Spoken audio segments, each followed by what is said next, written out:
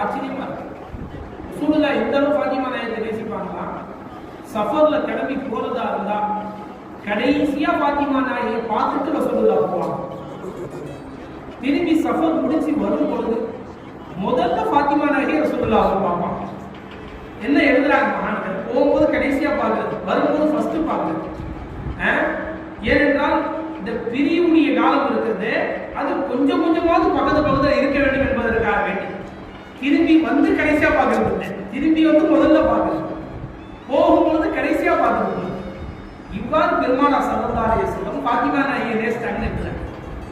ஃபாத்திமா நாயகி அவர்கள் வீட்டிற்கு வந்தால் பெருமானார் எழுந்து நின்று ஃபாத்திமா நாயகத்துடைய நெத்தில முற்றம் கொடுத்து இதாக்க அபியோ உம்மி என்று தாம் மகள்கிட்ட சொல்லி கொண்டு உட்கார வைப்பாங்க.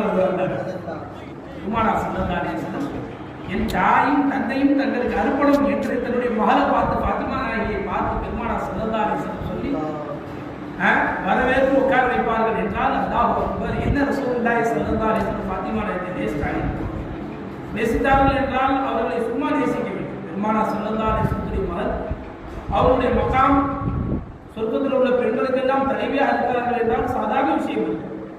ஒரு தடவை ஃபாத்திமா நாயகி பெருமானார் ஸல்லல்லாஹு அலைஹி வஸல்லம் போய் சொன்னாங்க, நிஜமான எனக்கும் அலி நாயகத்துக்கும் என்னுடைய கணவருக்கும் மத்தியில பேச்சுவார்த்தையில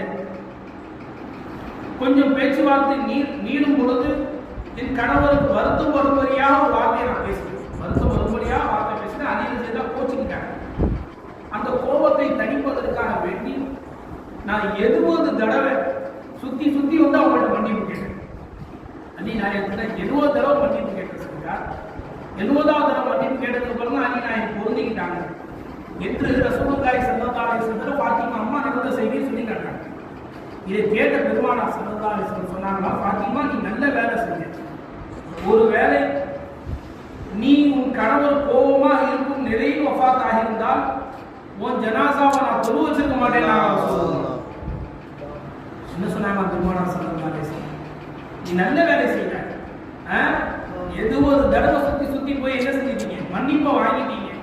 ஒரு வேலை உங்கள் கணவர் என்னவாக இருக்கும் நிலையில், வருத்தமாக இருக்கும் நிலையில் நீங்கள் வஃபாத்தாக இருந்தால் உங்கள் ஜனாசாவை நான் தொழுக வைத்திருக்க மாட்டேன் என்று முஹம்மது ஸல்லல்லாஹு அலைஹி வஸல்லம் சொன்னார்கள் என்றால் அல்லாஹ் அக்பர். என்ன பெருமானார் ஸல்லல்லாஹு அலைஹி வஸல்லம் அப்படியே தர்பீ செஞ்சு வளர்த்துருக்கிறாங்க. கணவருடைய ஹக்கை எப்படி அதான் செஞ்சிருக்கிறாங்க ஃபாத்திமா நாயகி.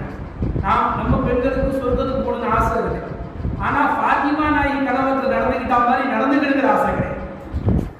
சொர்க்கத்து பெண்களின் தலைவியாக ஃபாத்திமா நாயகி இருந்தால் தன் கணவருக்கு அவ்வளவு மரியாதை கொடுத்து